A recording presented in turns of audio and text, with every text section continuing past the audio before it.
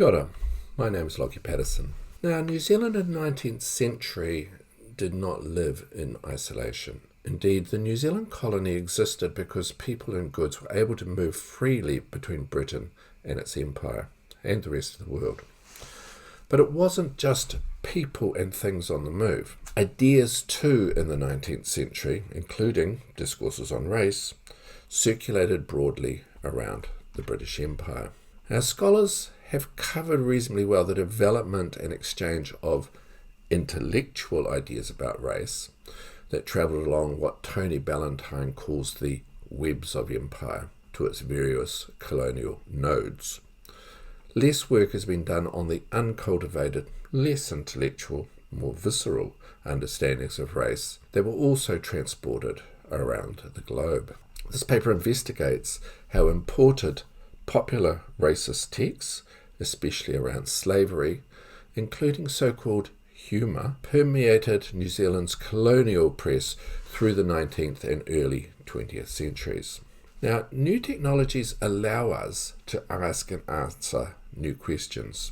By mining the New Zealand newspaper corpus, employing such terms as the N-word, this paper investigates the reach and longevity of these lowbrow racist discourses far beyond the original source and context.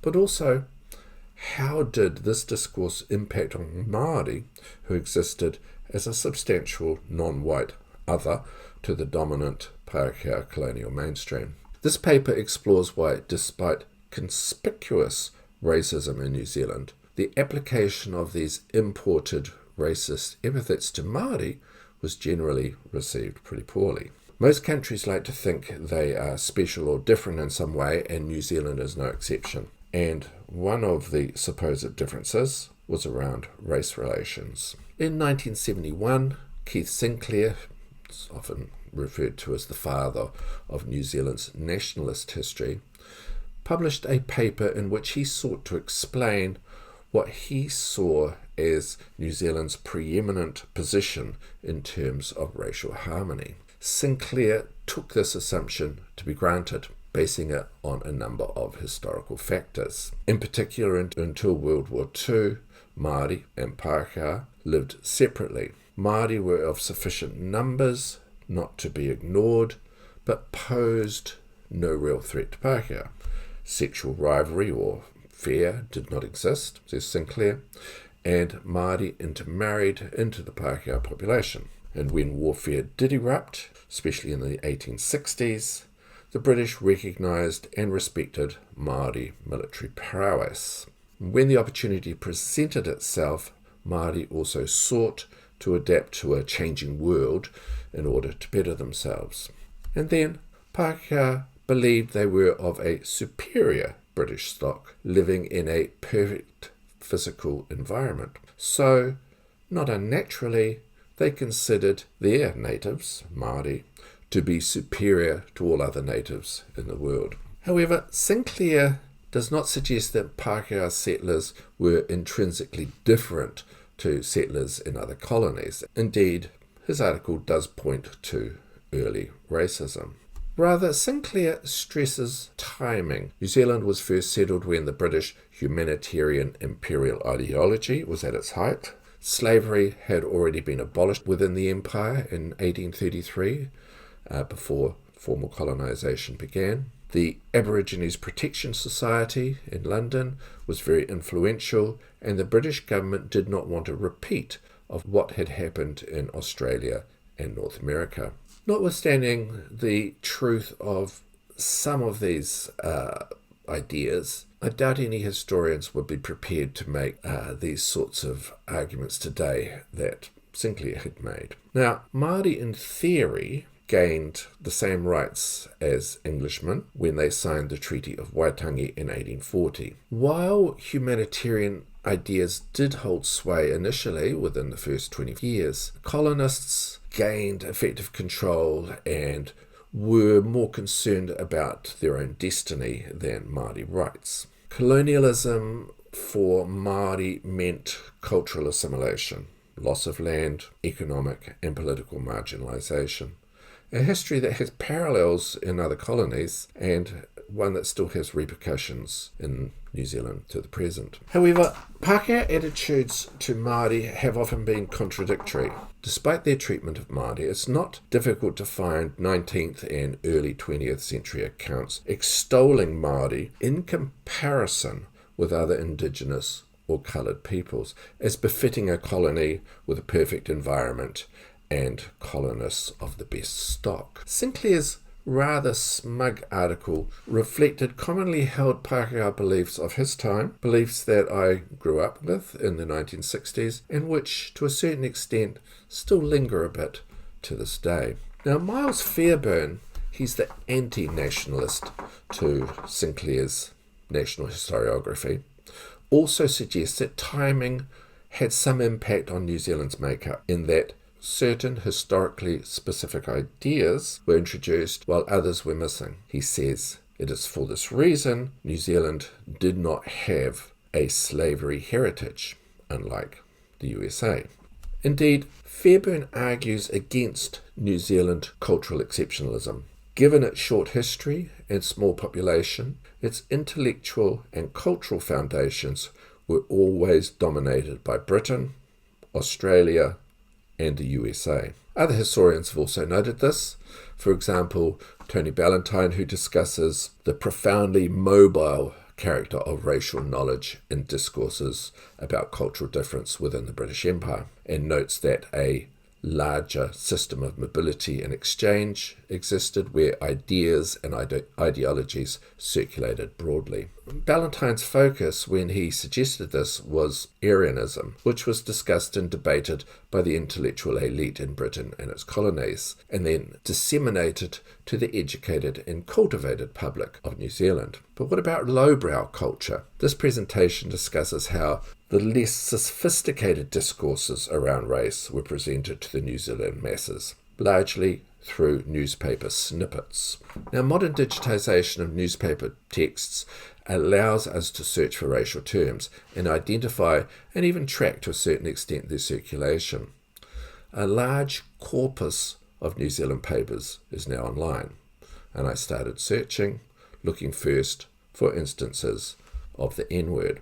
Now, the term first came into the English language in the late 16th century. Interestingly, I didn't find it in Samuel Johnson's 1755 dictionary, nor the 1806, 1828, or 1856 editions of Noah Webster's dictionaries. When it did appear in his 1874 dictionary, it's clear that its primary use in the US applied to black people of sub-Saharan descent, and the words in derision show that it was clearly intended as an insult or put down. However, from this popular turn-of-the-century British dictionary, we can see that the term has now been given much wider applications, reflecting the spread of empire at the time, but it doesn't provide any kind of hint that the term might have been derogatory. If we contrast that with the current Oxford English Dictionary, which now has about 2 pages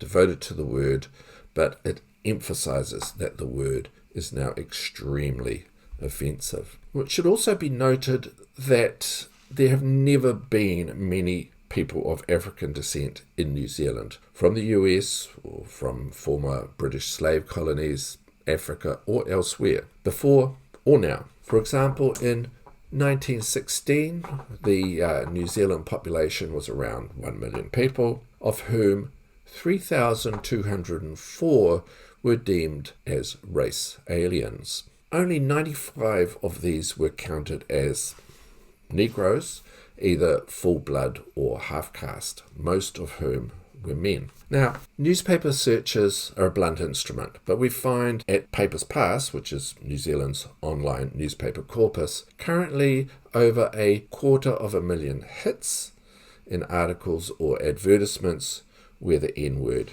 is used. Now, we might expect more per paper as time went on, when titles started to print more issues and more pages per issue. Not all newspapers have been digitised, so this is what I've found, but there is undoubtedly many more out there. So were New Zealand Māori included in these texts?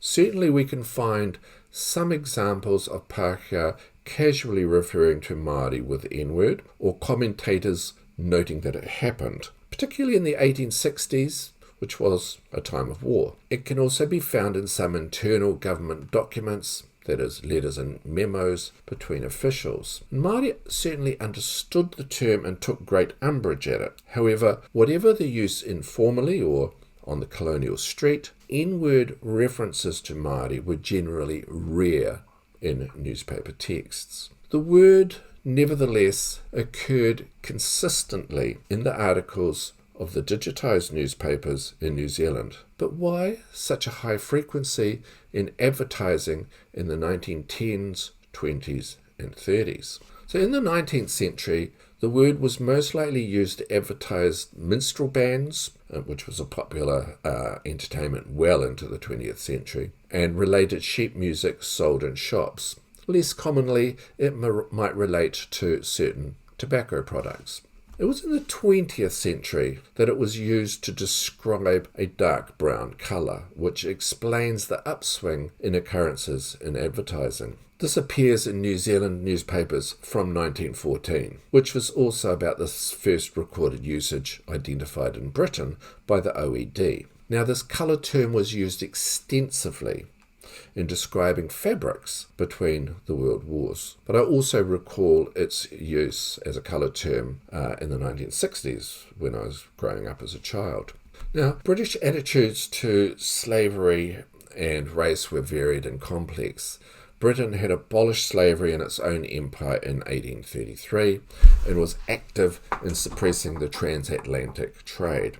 Many Britons thus felt morally superior to Americans, first over slavery itself, and then over how the freed slaves were subsequently treated. However, as Catherine Hall and others have noted, British slave owners had resisted abolition through intellectual justification, propaganda, scripture, and parliamentary opposition. And abolition only occurred because slave owners were paid out handsomely for the loss of their so-called property. The freed slaves, of course, got nothing. And many British also supported the South in the American Civil War. And while the British might tut at American brutality or feel that British imperial governance was far superior to American lawlessness, they retained nevertheless their own legacies of slavery and notions of racial superiority.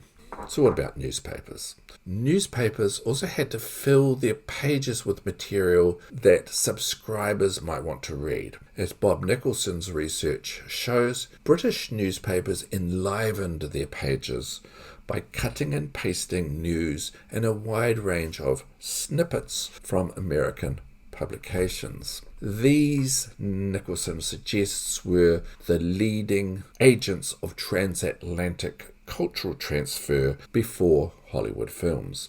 Now, New Zealand newspapers also had a strong cut and paste tradition, reprinting stories from local and overseas newspapers. And not all sources were referenced, and we can see from these articles that American content often flowed to Britain and was then redirected to the colonies or came directly from the US itself. So New Zealand also enjoyed the American cultural transfer, although sometimes second-hand. Humorous snippets were an important feature. Included amongst this material were jokes based around the practice of slavery, a kind of humour that persisted well beyond the ratification of the 13th Amendment in 1865, where American blacks were freed. The 1846 example shown here appears in a New Zealand newspaper at a time after abolition in the Empire, but when slavery was still well entrenched in the USA and some other countries. It plays into established tropes. Although making fun of the white master, we see the slave, with a name that would be unusual for a free man, euphemistically termed a servant. But the readers of the time would have understood that he was a slave. So Caesar is portrayed as naively stupid, which is reinforced by the use of a supposedly slave dialect of English. The important thing is that such jokes at this time normalized slavery when it was still being practiced. And we can see this particular joke circulated around from one paper to another and over time in various forms. After first being printed in New Zealand in 1846, it reappeared multiple times, even as late as 1927. Although slavery had now long been abolished, the racist ideology underpinning the institution had not. Now, the excerpts here are from a slightly more sophisticated humorous sketch on fraud, on how one might make a slave appear younger and therefore more valuable, then to sell him, have him abscond and return to the seller, and then repeat the ruse elsewhere. The transnational nature of this text can be seen in the reference to Sam Slick. The pieces were actually written by a Canadian posing as an American and were highly popular in both Britain and the US. And from one of those sources, it made its way into a New Zealand newspaper. So with this example, the supposed humour derives from how black people presumably spoke. Although the language is totally foreign in a New Zealand context, it is nevertheless applied to a local scene. But it demonstrates that New Zealand readers were nevertheless familiar with it. Printed jokes and cartoons about Māori also sometimes pointed to the poor use of English. Now, through much of the later 19th century, minstrel shows were extremely popular in New Zealand. As Melissa Ballantyne has shown, after slavery was abolished in the US, touring black groups were highly popular in Britain as well as New Zealand, singing Negro spirituals and performing Uncle Tom's Cabin. The miseries of slavery to the Victorian mind enhanced the spirituality of such performances. And within the British world, white people singing in blackface, minstrel shows, might also be seen as sentimental or somehow sympathetic to the plight of US blacks. But there was a fine line between spirituality and racist portrayals of black people. New Zealanders flocked to see these shows, whether performed by touring parties or by local groups, and performances such as the one described here from a small South Island town, Ashburton, would be considered highly offensive today. At the same time as New Zealand newspaper readers consumed disapproving stories of black people being lynched in the southern states, we can see that they happily attended performances where the same black people were mocked and ridiculed. And we should note that jokes, presumably similar to those printed in the newspapers, were an integral part of minstrel performances. So racist discourses with us normalised within New Zealand society, with the N-word mostly reserved to reference people of African descent. But this kind of offensiveness was less publicly acceptable with regard to Māori in the press, in contrast to Australia, where newspaper references to Aboriginal people with the N-word were not uncommon at all. This seeming inconsistency can be seen in New Zealand's refusal to federate with Australia in 1901, partly through a fear that only non-whites could inhabit Australia's tropical north, but also partly because New Zealand was not convinced that Māori would remain as full citizens if it confederated with Australia. But both countries ran exclusive whites-only immigration policies for much of the 20th century, and white people could move between the two countries freely and openly. But as James Bennett's research shows, the New Zealand government stressed to the Australians that they should treat Māori as an exception, that is, the same as white New Zealanders. So we can see this exceptionalism in 1899 when a New Zealand politician publicly used the N-word in relation to leasing Māori-owned lands. He was roundly condemned, including by the Prime Minister, by Māori leaders, by the press, and he was forced to apologise. Now, I'm not suggesting that Māori were not subject to social exclusion. A politician also enforced a ban at a cinema he owned, restricting Māori to the cheaper seats. It's also not that Māori were not lampooned in print or racist material was not published. Indeed, a number of supposedly humorous books on Māori were published in the mid-20th century, such as these. The racism was, I guess, a little more subtle, portrayed as affectionate rather than disparaging. And these books sold well. However, the Discourses still portrayed Māori as figures of fun and as socially and culturally lesser to Pākehā. And no publisher would touch these titles today.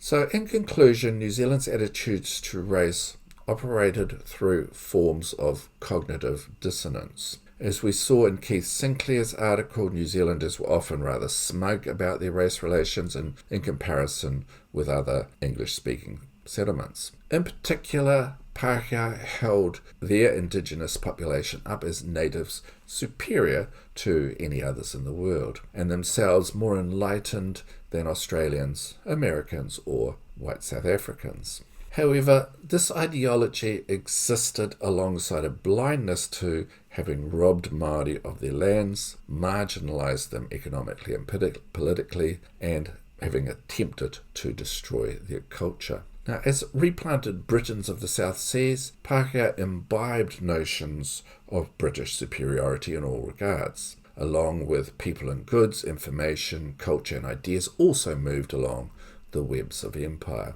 even to one of the more distant outposts of the British Empire. Along with the British, they expressed horror at American mistreatment of blacks and disdain for their lawlessness, evidence of an inferior or undeveloped civilization. But New Zealand was not immune to the more generalised lowbrow racism, much of it originating in the US, but often rechanneled through Britain. This was, in essence, an abstract entity for New Zealanders, in that it was directed against black people whom most would never meet. With Māori, the racism was perhaps more subtle, but the underlying discourse was often pretty much the same. So despite a sense of British superiority or a pride in their supposedly advanced, locally grounded racial relationships, New Zealanders were nevertheless prepared to share in a global racism against distant blacks through popular entertainment and through supposedly humorous snippets promulgated through the nation's newspapers. Now, we might not see that kind of stuff in our newspapers today. In fact, who even reads newspapers? But it's important to note that cultural discourses like this do not generally just disappear. They often lag, and if you scratch hard enough, you'll find them in our present today. Kia ora, ngā mihi, hei konara.